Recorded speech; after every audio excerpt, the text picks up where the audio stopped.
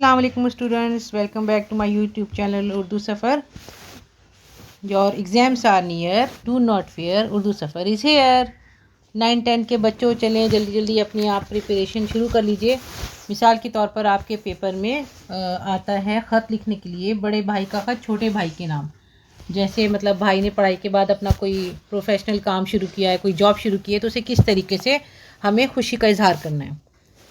آپ ہیڈنگ لکھیں بڑے بھائی کا خط چھوٹے بھائی کے نام. دائیں طرف رائٹ ہینڈ کی سائڈ لکھنا ہے پیارے بھائی جو بھی نام ہے. یہاں لکھا ہوا ہے اطہر سعید. پھر لکھا جائے گا السلام علیکم. اس کے بعد ہم لکھیں گے تاریخ، جو بھی تاریخ ہو، 25 جون، 20 مئی، 15 اکتوبر. ٹھیک ہے. پھر ہم اپنا خط شروع کریں گے تھوڑی سی جگہ چھوڑ کے، گیپ کر کے. کل تمہارا خط ملا تھا، پڑھ کر حالات کا علم ہوا. حالات کا علم ہوا مطلب حالات کے بارے میں پتہ چلا، حالات کے بارے میں آگاہی ہوئی. تم آل انڈیا ریڈیو، زی اسلام ٹی وی اور دوسرے کئی چینلوں پر اینکر کی حیثیت سے پروگرام کرتے ہو، یہ جان کر بہت خوشی ہوئی. اس سے قبل شارجہ میں بھی اردو یو نیوز ریڈر کی حیثیت سے کام کر چکے ہو، یہ جان کر اور بھی زیادہ خوشی ہوئی. میں اور آغا شمیم دہلی آئیں گے، وہ زی نیٹ ورک کا اسٹوڈیو دیکھنا چاہتے ہیں. تمہاری بھابھی اور عاقب تمہیں یاد کرتے ہیں اور تمہیں میرٹھ آنے کی دعوت دیتے ہیں.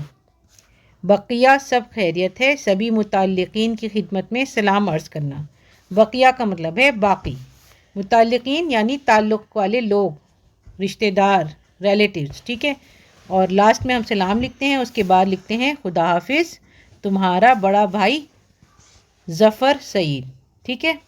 اب آپ نے دیکھا چھوٹے بھائی کو لکھا ہے تو پیارے بھائی ایسے مخاطب کر کے لکھا جائے گا، اور اگر والد کو لکھا جائے گا تو محترم والد صاحب. دوست کو لکھا جائے گا تو عزیز دوست. یہ خط ہم نے آپ کو دکھایا ہے، اس کو لکھ لیجئے.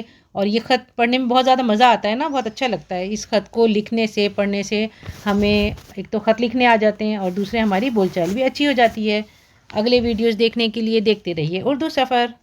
اردو سفر کو سبسکرائب کیجئے اور زیادہ سے زیادہ لائک شیئر کیجئے. اللہ حافظ.